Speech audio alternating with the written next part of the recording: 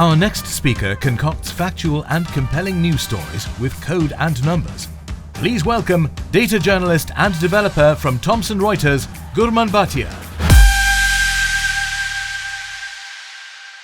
I am a data and graphics journalist at Reuters. My work is a combination of journalism, code, and design. When I say journalism, you could also call it reporting. When I say code, I'm mostly talking about both back-end processing and front-end development. And when I talk about design, I'm talking mostly about information design. And if you're wondering, how do these things come together? So I also like to romanticize the definition, and I say, I tell stories with code. Now, what does that mean? Just the way a photojournalist might use pictures to tell stories, a traditional text reporter might use words, I use code. And I try to break the myth that journalists are bad at math. Sometimes that means that I'm showing every person who contested in the Indian election, quite literally, or set up a camera to visualize pollution in Delhi. This is something that we did last year. We set up a camera at the rooftop of our bureau in Delhi, and it would click a picture every hour. We could time-lapse it. This is same time, different days. Different days, same time, same day, different times. I've also analyzed 24,000 Bollywood songs to state how the female solo has declined. Basically, also try to break the myth that numbers are boring.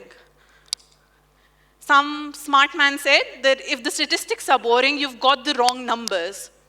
He continues to say, finding the right numbers requires as much specialized skill, statistical skill, and hard work as creating a beautiful design or covering a complex news story. This is a quote from Edward Tufte, who's known to be like the contemporary know-all of information design. And if you're wondering why I'm talking about statistics and data at a design conference, that is because no amount of design can save a bad story. You can have all the theatrics on your page. You can do whatever you want to make it look good. But if it's a bad story, it is a bad story, period. Honestly, 90% of the work that I do is analyzing and drawing inferences. Only 10% is the communication. What we count matters, because it determines the stories we can tell.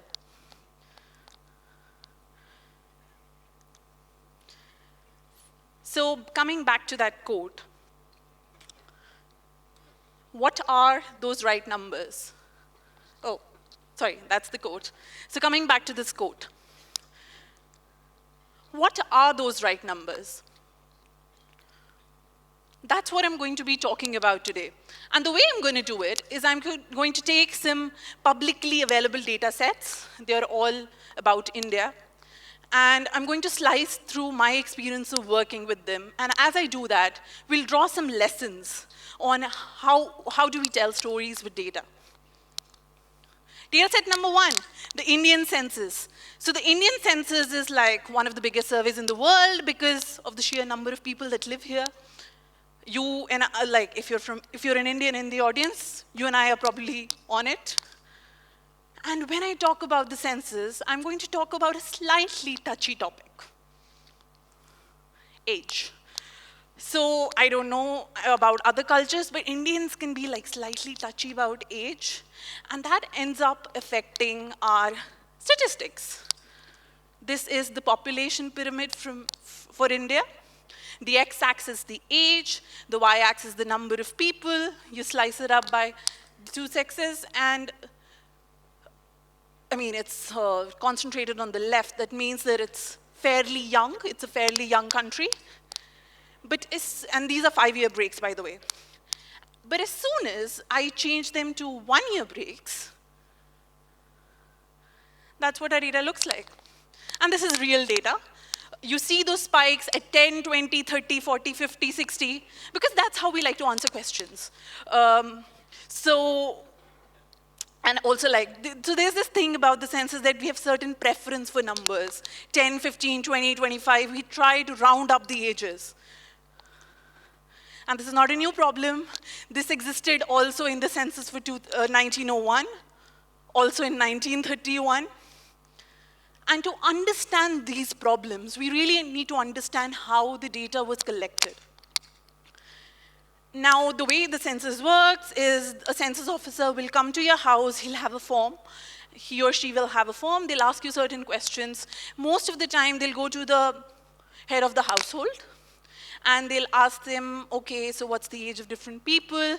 The person may or may not know the answer. That is key, because literacy is still low. A lot of people don't carry documents. So he may, or even if he knows, he might just lie about it. And that doesn't mean that, just because you can slice and dice the data that suits your needs, looks pretty, doesn't mean you can remove the problems that exist in your data set. And the fact of the matter is that our age data in the census is problematic. These are snippets from old census reports. So by far, the heaviest burden that falls on the enumerator is the census officer, is to guess the age of practically everyone on his block. So what happens is when this officer goes to the house, and he's like, sir, how old are you? And he might say, I'm not sure. He just looks at him, he's like, maybe you're 55, which is also the reason we tend to round off the numbers, because sometimes it's also somebody's guess. Which brings me to the next point. Cultural context is what creates these counts. A lot of people lie about their age because of superstitions, because they don't want people to know that the girl in the house has gained puberty.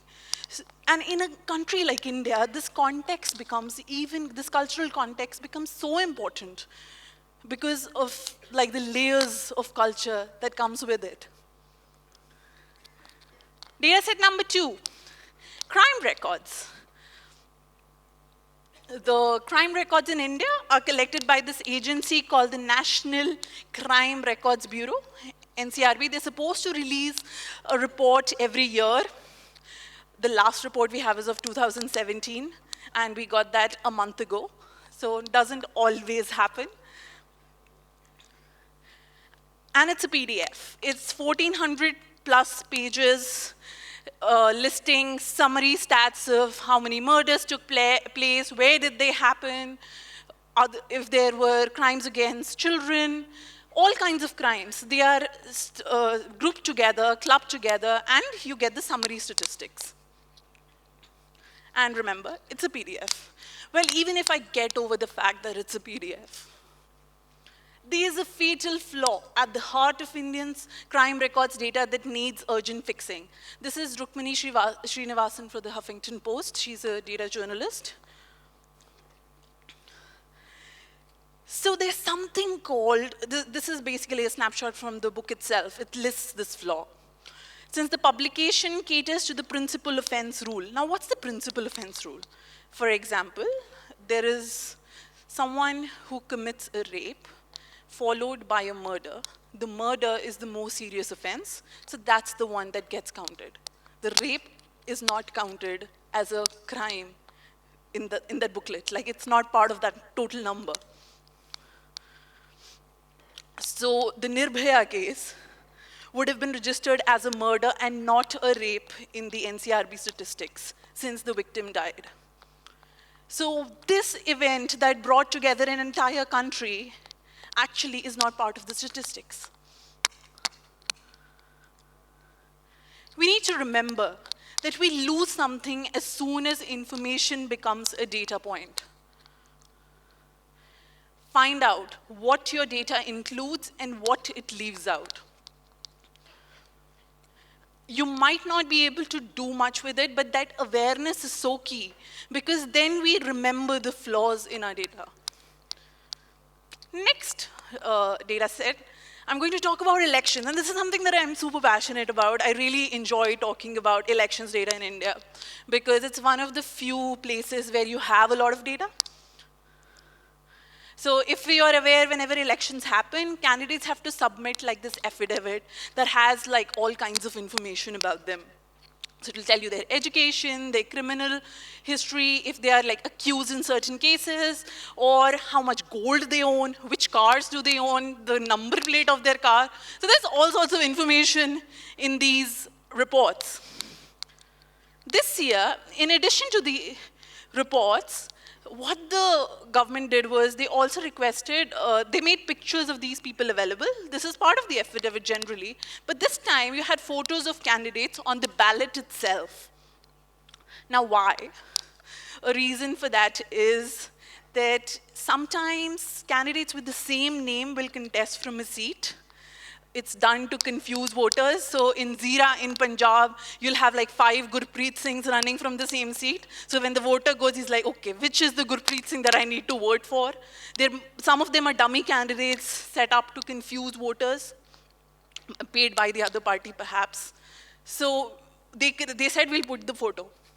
But we were like, okay, we have all these pictures, what can we do? So we ended up making this scrolly thing where I used all the pictures and kind of walked you down through the candidates. And then we made tree maps with their faces on it. So these are candidates with outstanding criminal cases. It's a traditional tree map, the only difference being you have faces of these people on it. This is candidates by their declared assets. Now, of course, like putting the photos of these people on the page, in my opinion, is a good design decision because it humanizes the number. I can say we have only these many women contesting, but then I can scroll through 5,000 men and then get to the women. It has a stronger effect. I look at these faces, I relate with them. There's empathy that you can create. It's another way of telling a story. That reminds us that technology, machines, histograms, scatter plots, all of these are important, but people are most important. Because people don't remember numbers, people remember people. Coming back to the tree map. So the thing about the tree map is that the hardest part of this was definitely not making the tree map. It maybe took me an hour or 2 to generate it. The hard part was matching the data. Like I was working with 3 data sets, and it was linking the data sets that was tough because there was no way possible that I could put a wrong person's photo in the wrong box. I would lose my job. So that was the hard, so the data wetting was the hard part of it. And like just 4 hours before publication, we spot 2 Rahul Gandhis in the tree map. Can you spot 2 Rahul Gandhis, slightly pixelated? There they are. This was happening because Rahul Gandhi was contesting from 2 seats. But when I go back to my tree map, I am basically saying which parties have how many criminal cases, and when I repeat a person, not possible. So we had to get rid of all duplicates because there are multiple people there were, I think, some 18 or 20 candidates in the entire election that were running from 2 seats. So we spent the next 4 hours kind of finding them, removing them. We'd made a mistake, but we caught it in time, which is more important. And that becomes really important, that in no way possible can you put misleading information out there. You have to make sure, absolutely have to, do everything in your capacity to make sure you are not lying or miscommunicating your data. So before you communicate effectively, communicate ethically. That brings me to data set number 4, air quality. And before I say anything about it, just want to state that I'm originally from Delhi. So yeah, something that's close to me. This is my niece. She lives in America, but is very curious. She's 9 years old. We have this thing where I call her every week, and she's super curious. I'm a journalist. We kind of satisfy each other's needs. So, and this time when I called her, she asked me, Gurman, I've heard that the pollution in Delhi has improved. And my response to her, improved in what sense? Improved over the years, improved when compared to last week. What do you mean that it has improved? And her response is like, I don't know, because like I heard Echo say something about it. So yeah, this 9-year-old is consuming news on a smart speaker. And I'm like, it definitely would have been as compared to last week, because actually it's gotten worse over the years. And while we're having this conversation, her curiosity starts. And then she's like, why does this thing happen during the season? Is it because of the holidays? It's because people are burning crackers? And I tell her it's one of the many reasons. One, like you have vehicular pollution, you have industrial pollution. Basically, a lot of people live there, so there has to be like other sources. There's crop burning happening, there's garbage burning happening, all sorts of activities add up to this. And while I'm telling her, I take out a map from a story that I did 2 days before this conversation. So I show her this, so I'm FaceTiming on my laptop, and I open my phone, I open the map, I'm like just putting the screen on it. And I'm showing her this, and she's like, oh, that red thing, is that India? That looks so bad. And I was first amused at the fact that this kid could understand like what the colors meant. And I'm explaining it to her that, you know, the darker the color, the worse it is. She's like, yeah, I figured that. And then she's looking at it, she's like, yeah, that looks really bad. And then she's like, that looks like the worst bit. And I told her, it kind of is right now. And then she asked me, okay, so what is the place that has the least amount of pollution? And I'm saying, I don't know, maybe Scandinavian countries? She's like, show me that bit. So I like kind of show her that. And then she's like, what about Australia? And I'm like, Australia is having some fires right now, so you see those? Oh, okay, yes, I see some bright red spots. And then she says, okay, what about America?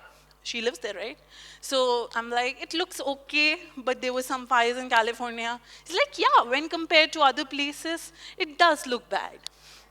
So what this kid is really talking about when she's making all these comparisons is context. And that is so important in the stories we tell. The way I like to say it, the context based on your audience really matters.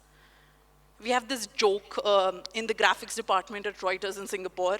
Whenever I will kind of very enthusiastically suggest a story about India, and I tend to go deep dive into things.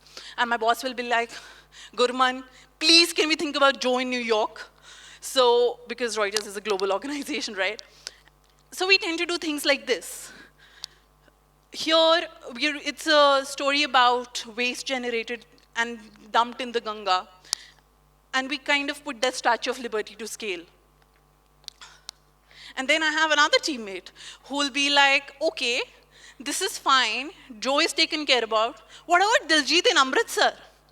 And I use the words, the same names as we use. So what about Diljit in Amritsar?